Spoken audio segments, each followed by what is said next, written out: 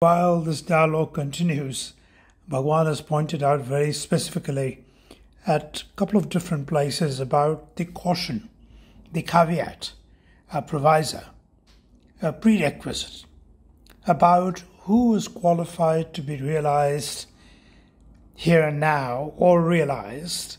But unfortunately, foolish devotees like us have forgotten those words of caution.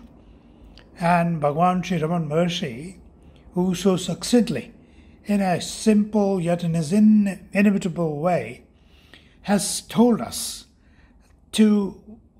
about who should be qualified to be able to pursue the self-inquiry and be realized. While we'll talk about that later, it's not something that you can easily get, or anybody who lives around Arunachala is going to be self-realized, something you hear so often. But nay, mistake not. There are specific ways and prerequisites for one to be realized. More about that later, but let's continue here with the dialogue with the devotees. Yes, Naranji. Bandhuji, Yeah. thank you. This afternoon I was with the Diliji, and then I had with another guy with us, and we talk about this tonight's satsang, that self-inquiry and all these things. And I remind them about,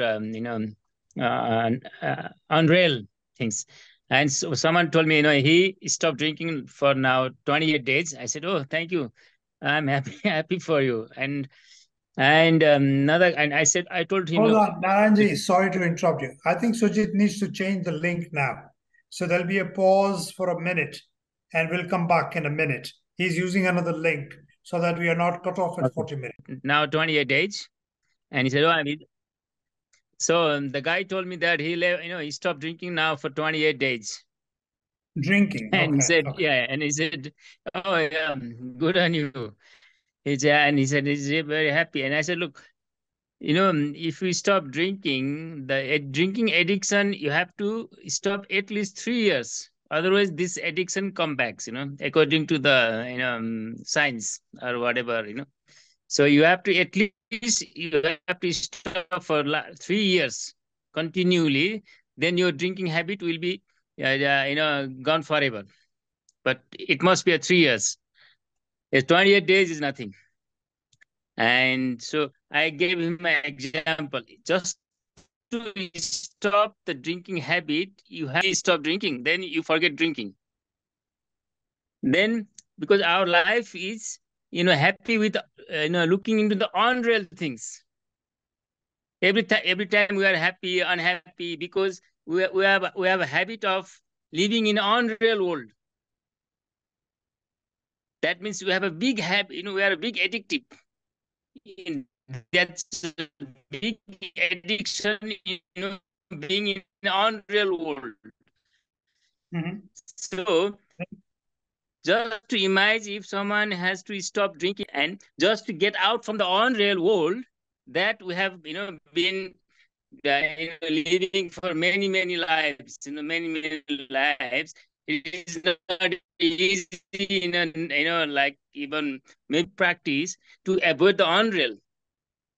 That the Ramana used to say, look, if this is a real, do you think this is if this is unreal, do you think this is a real? Because he used to give many examples, because lots of time we think this is a real, but real for 10 minutes, real for 1 year, but another year, then it could be unreal. Correct. So this is the word example, the self-inquiry. I mean, self-inquiry, this means we have to get out from the unreal things. Every time you practice, you get out the unreal, and you come closer to the real things, closer to the big I. Right. And just to bring it in proper perspective, since you said, Bhagwan used to say many times, you have this reality for a short period of time. He always used to refer to you being in deep sleep every night. Again and again, he used to say, did you remember yourself when you were in deep sleep? Were you aware of this body? It was lying as a corpse on the bed. You think you are living only when you woke up. So and then I told them, look, every time you see the things, just don't get confused. It can be rail, but not for long, unreal. So you make a bottom line. This is still unreal. This is still unreal. You remind yourself, it's unreal, unreal, unreal. Then one day you will come closer to the rail, because this is the biggest addiction in our life, being with unreal. And just to avoid that, drinking habit, to avoid it takes 3 years. Then this is our habit of living in the unreal world. Is the biggest habit. This is the example I Absolutely, gave yeah. to Yeah. my friend. Very good, very good. And I think that's why we have to do lots of practice. sure. Good, good. Yeah, that's the way to keep going back to it, And as I keep saying again and again, difficulties would come to us when we become the limited eye begins to be curbed. The small eye begins to be curbed by me with my effort. Again, an intellectual people will argue, but then haven't you said only part of that will bring it? Yeah, but if the intent is there, things will happen. Don't go by your actions. Just doing the Vedas every day and chanting Rudram for 40 years, again, nothing against it. Very good. Good practice, good discipline, quietens the mind. Meditative practice, yes, very good. Will it give me self-realization? Nay, it will not, unless you purify your heart. And the purification of my heart begins in my daily dealings. Howsoever difficult it may sound, I have to do it. And again, it will happen if it is ordained. But if my intent is there, it will happen. If not now, maybe in 10 years, maybe in 100 years, maybe in 10 lives, it'll happen. There's no doubt about it. Yuvrajji, thank you for joining. I know you got late, but that's okay. Go ahead. Yuvrajji, we were talking about self-inquiry. Maybe some other friends, they would like to have something to say, maybe. When I was reading that question where Bhagwan is answering that you will have to get burned like the stick in the fire, in the cremation ground. And that's where that subtle hints that Bhagwan gave was about burning, becoming burnt in that fire. You will have to merge. Now, how do you merge? Why would Bhagwan give an example of a stick in the burning fire that gets burnt and goes with the fire, with the body in the cremation ground? And that's exactly what we would have to become. And last week, I read that quote of the Korean monk, Shong Cho. You all were here. It's a very, and I kind of doctored it a little bit, because for whatever reason, the Korean translation into English, or whosoever translated, whenever it was translated, I don't know, the wordings is very, very harsh and very, very demeaning, because it says if your friends praise you, they're devils. So I kind of doctored it. I kind of paraphrased it slightly decently to make more sense, but letting the essence of what he's saying intact in my little translation there. And that's exactly what is supposed to be happening to us. I gave you an example one time when I was at Anand Ashram, not in New York, in Kanjaghat, in Kerala, many years back. And I was sitting with the Swami there. This Anand Ashram was started by one of the devotees of Raman Maharshi. His name was Ramdas.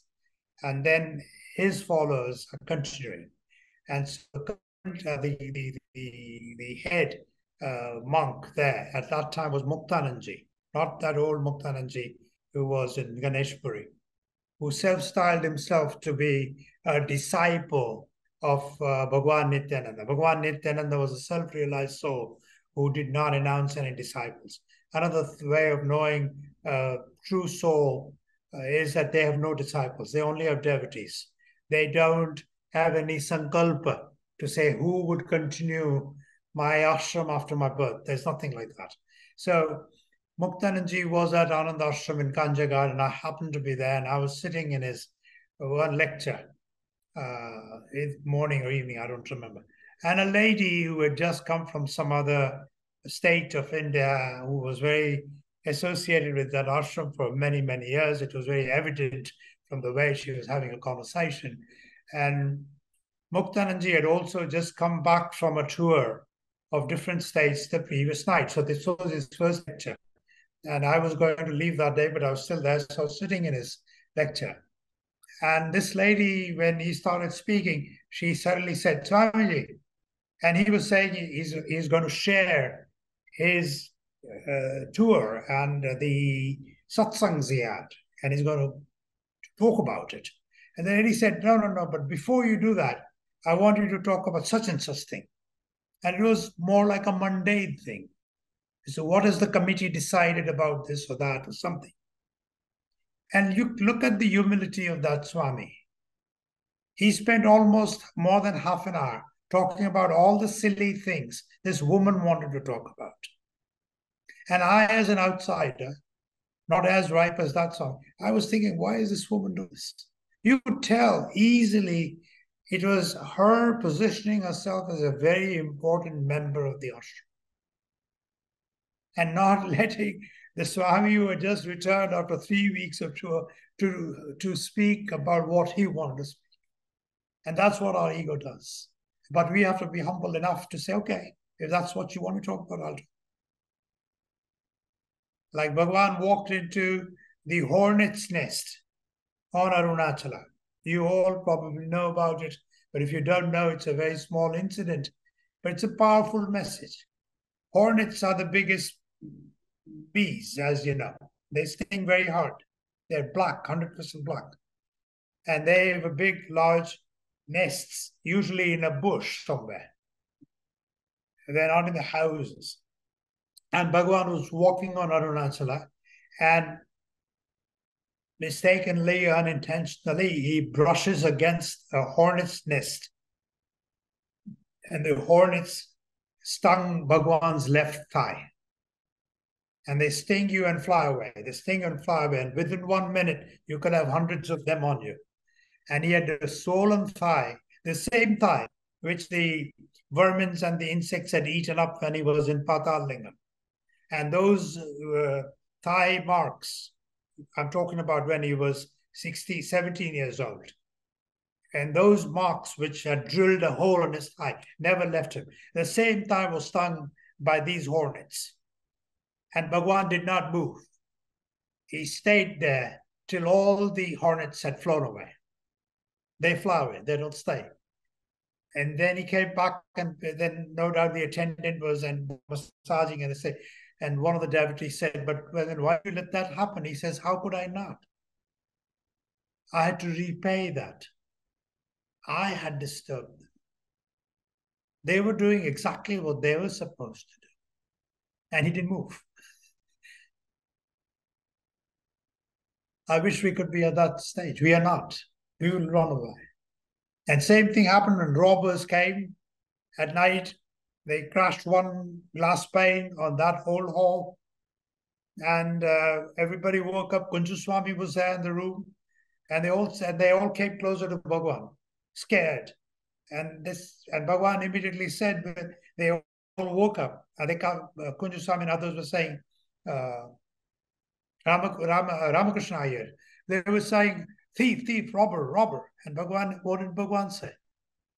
Open the doors. Open the door. Let them in. And one of the robbers struck Bhagavan on the left thigh with a club. And then Kunju Swami was about to charge at that robber. And what did Bhagavan say? Even in that moment, Sumaira, you do what you have come here to do. Let them do what they've come here to do. Don't charge at them. You don't have to go fight them. Let them do it. Give them whatever they want. So if somebody's stealing your wallet, you're supposed to turn the other way. That's the ultimate. Whether you are able to do it or not is a different thing. Bandhu, do you have a question from the session today? And then Yeah, so kind of when Naranji shared about his kind of this experience with his friends, I mean, I feel like what came up for me was there's a lot of enlightened beings who had interesting tendencies. Like Neem Karoli Baba had BDs, and they're different different BDs, you said BDs? Like there are different sages who smoked or drank or all of this stuff, right? And they were quite enlightened. And so I don't know, like there's one thing to I feel a sort of a judgment around alcoholism or drinking or smoking and other things. I think the key thing is that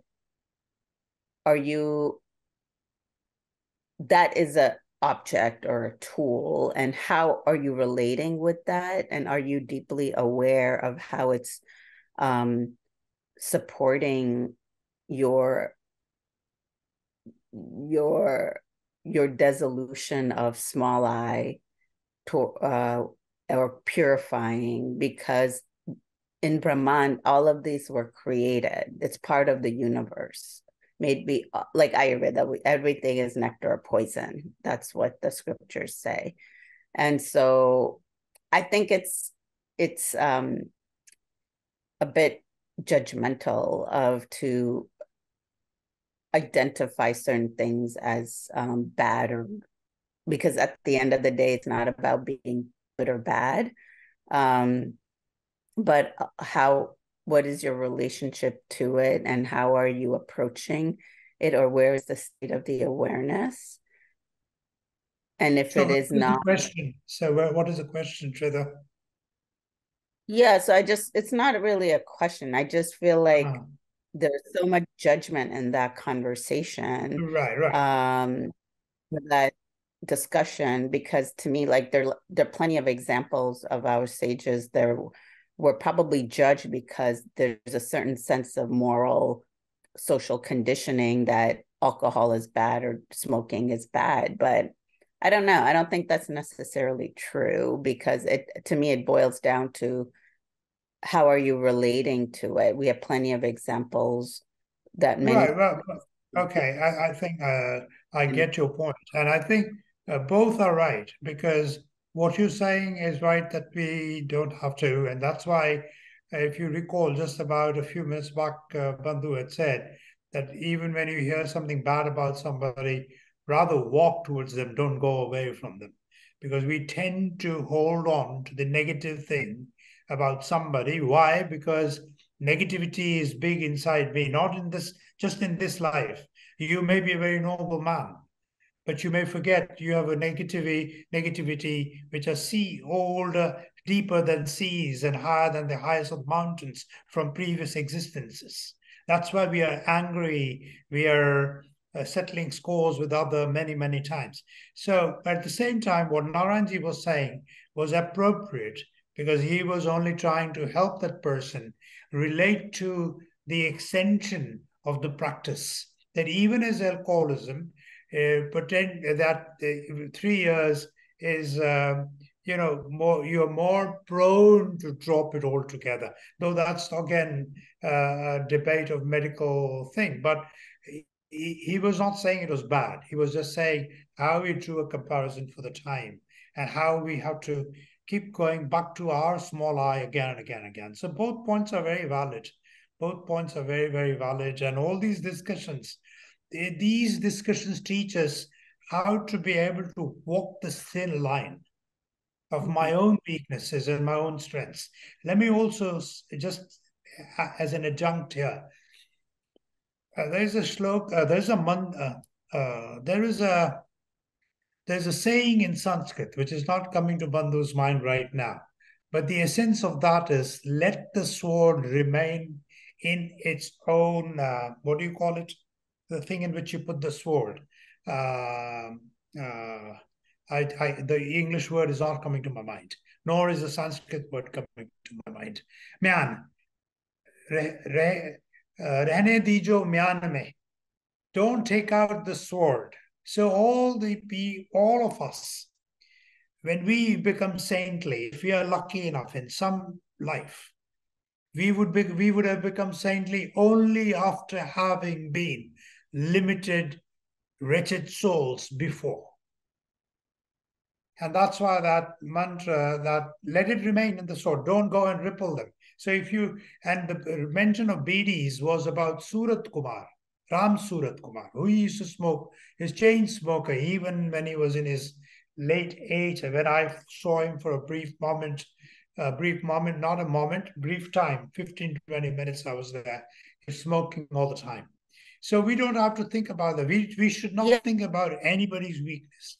Tomorrow, if somebody comes and tells me, oh, such and such person in your satsang group, you know something about him, Bandhuji? So I should do this. That's it. Okay, no problems. And be more friendly with that person. Be more humble with that person. Because that's only a reflection of my own self from some other existence. Otherwise, it wouldn't have come into my sphere of my own knowledge. It wouldn't have. Nothing, we don't know the lives of 7.99 billion people on this planet. We don't know other things that have happened. And that's why our egos, our vasanas, everything is ocean deep. You cannot, it's unfathomable. I can't even reach the dirt if I keep picking it up. I can't reach the bottom. That's why I just have to consider myself to be pure. And that's what I was trying to look for earlier. I couldn't find it, but I had it here.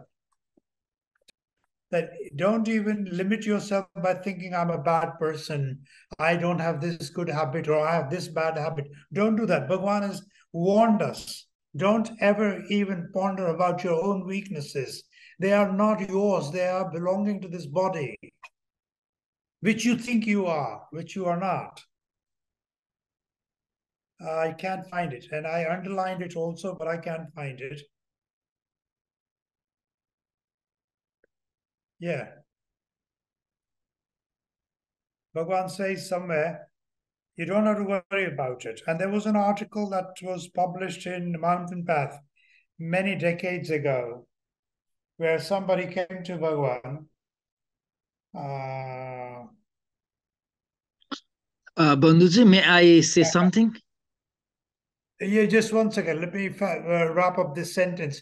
And Bhagwan always used to say that you don't have to. There was an article that was published in Mountain Path many decades ago where somebody came to Bhagwan. That devotee came only one time to Ramanashramam. And he was very open. He, in front of everybody else, because Bhagwan was never sitting alone. He said, I have this bad habit, I have this bad habit, I have this bad habit. I can never be a good devotee. I'm condemned. I'm done. I'm the worst. And he kept saying about all his vices in front of everybody. And Bhagwan told him. So he was wondering what would Bhagwan say. Bhagwan will say, yeah, get out. Bhagwan said, no, they don't belong to you anymore because you just gave them to me. And he said, no, everything, you are just, and then Bhagwan added, if my memory serves me right, then Bhagwan added a little bit later, he was still there, that others have not spoken about their vices, they have the same. You're just mentioning it, you're enumerating it, you're listing it, you're telling us. It doesn't mean that everybody else is pure who is listening. They also have very similar things. And Bhagwan, by the way, let me try and clarify. Bhagwan was not just referring to all the devotees sitting there and their present life. These avatars know all our lives. So he was referring to their previous births and their previous vasanas and all that. Get my point? So Yuvrajji, go ahead. I'm very happy to see you again. Go ahead. Yeah. Just I'd like to mention here, it is said that there is nothing good or bad, but our thinking, the product of the brain, that is the thinking, the thinking process makes it so, like a good thing or bad things, it's thinking, the thought process, according to our convenience. So if I'm attached to something, if things goes according to me, and that is good. If it doesn't goes, according to me, then it is bad. So some sort of thinking that is taking place in our brain. It is the functional, I think, the value of the brain. So this is the thing that I really like to. But one thing that is, I don't know. I would like to put the question here, like a self-inquiry. I think the word by itself is a kind of effort that one has to make. Self-inquiry is a okay, yeah, okay. effort. I got it. Yeah. Yeah, okay. So, yeah. So how far does it go? To what extent that this effort goes to realize oneself? Okay, good. Yeah. I mean, okay. yeah. Okay. Yeah. So let's be clear about terminology we use. Very important when we try and clarify, especially when we begin to absorb what Advaita Vedanta really means. Non-duality is not easy to absorb, even just as a term. It's very, very deep. But anyway, once we've got that, we must be very clear about the terminology we use. So just now you said brain, but it's actually the mind you're talking about. Mind is a bundle of thoughts. Brain is an organ in the body. So always call it mind. Then the conversation is clearer. Now, to answer your question, how long does the effort? It's a very simple answer. Just think about it until you merge with the self. How long will not, hold on, how long will not remain a question then? The question is from the mind. Question is based out of the ego, where I think there's a span to my life, 100 or 90 or 80. There's a span to and I can go on, and I can be a geologist, or I can be a neuroscientist, or I can be this and that. And I can be even talking about when the planet Earth came into being, and the Big Bang, and you can add those timelines. All those are the same timeline as a watch of 1 hour. So there is no timeline, Yuvrajji, because it would happen when it will happen. And as Advaita Vedanta has clearly told us, it will happen in a flash of a moment. The biggest example that exists in the Upanishads is that while you're putting your other foot on the stirrup of the horse you're about to ride, you'll be self-realized. It always happens in a flash of a moment when you get it. Like Bhagavan got it when he was 16 years and 7 months old. In the month of July in Madurai, in his uncle's house where he was residing with his older brother. And he had this fear of death.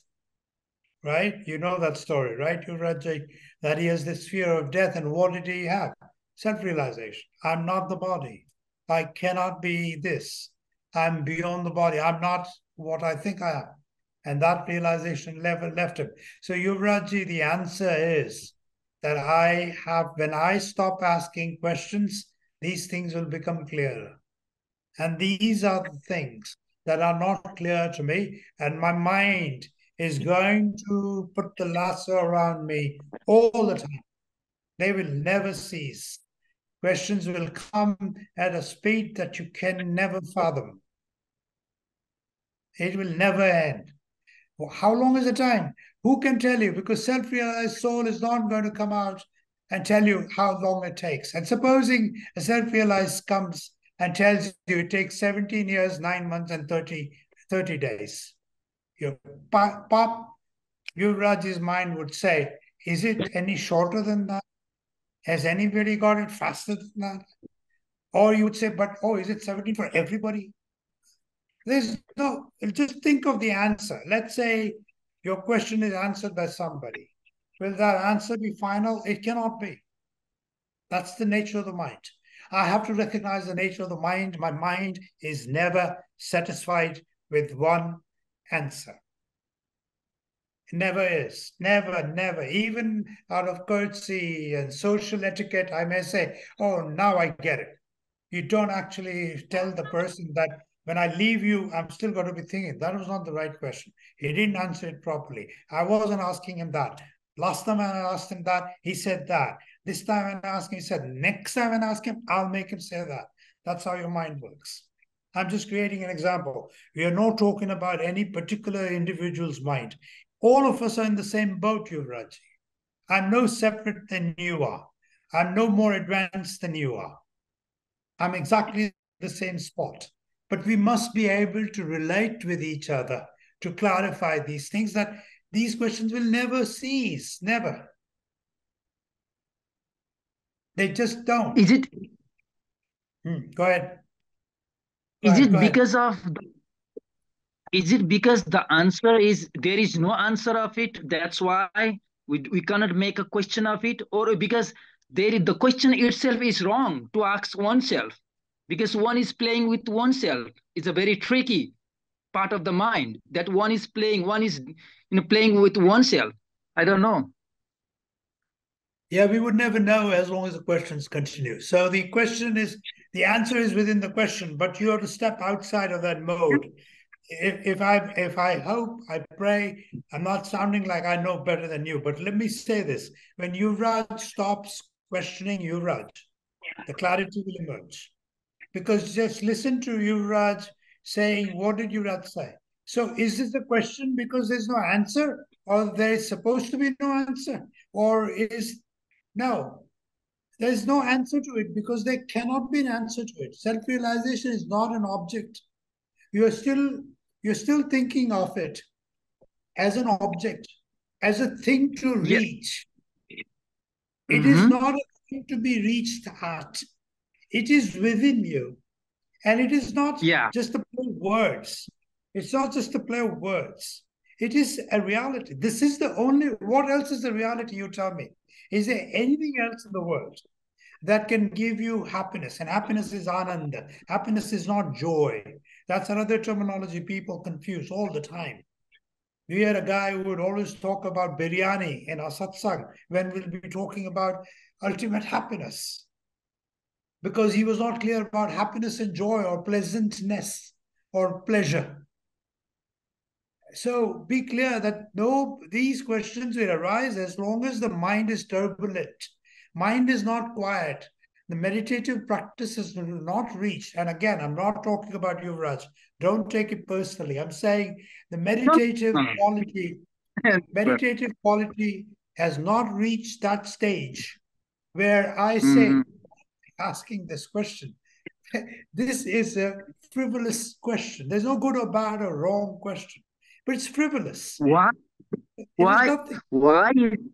Yeah.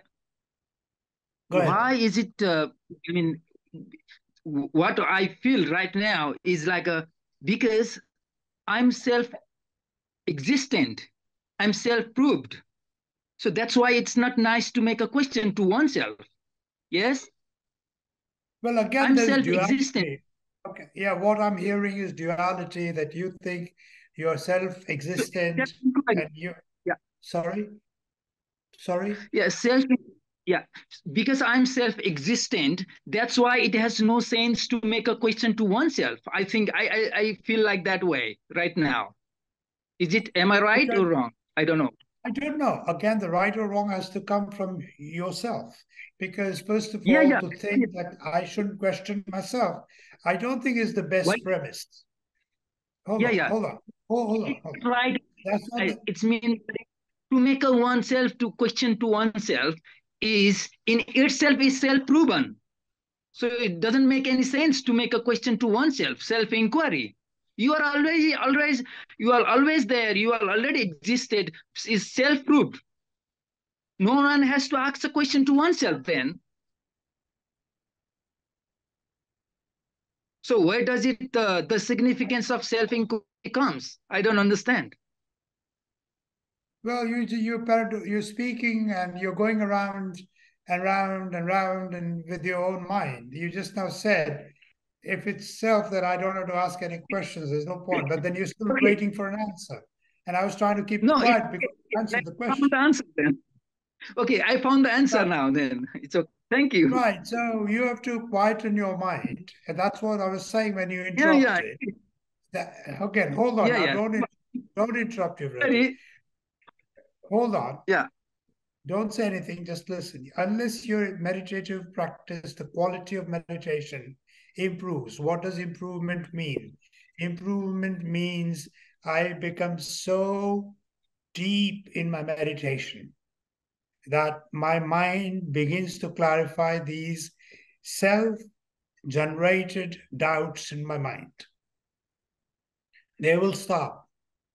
Let me speak to you as an older devotee here. Yes, it will stop. If you're sincere enough to yourself, they will stop. Yes. Questions will emerge. Answers will Right emerge. now. Answers will emerge like you cannot imagine. It'll happen. Okay, so there are no questions there, Yuvaraji. Thank you for your participation. So we should wrap Right it now. up with that. Yeah, good. Good. Meditation can happen right now. I mean. Yeah, we should always be. That is the other thing Bhagavan always said. You don't have to sit for meditation. You don't have to have a time. If you are really sincere to yourself, you should always be in meditation. Hold on, Yuvaraji. Just please don't interject. You have to be in a meditative mode while you're working, walking, driving. Be in meditative mode.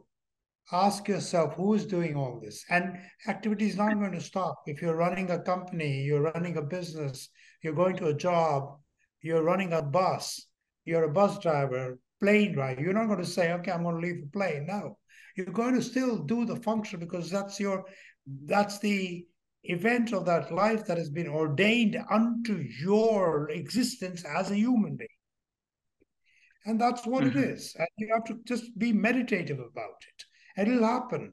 If it has happened in so many other saints' lives, it can happen in us. And if there's so many devotees who talk about their personal experiences, they must be having some experience, right? Of becoming a slightly better devotee, slightly better bhakta. So with that, we will conclude. Is that all right? So yes, again, yes. So I'm just going to say, Om Sahana Bhavatu Sahana Bhunaktu Saviryam Karvavahe Tejasvinavadi Tamastuma Vidvishavahe Om Shanti Shanti Shanti. May we all progress together. May we all be looked after together. May we all flourish together. May we all have enough energy to do things in a proper way together. May we all exist without any klesha, not dvesha, together. May we all respect each other to carry the blessings.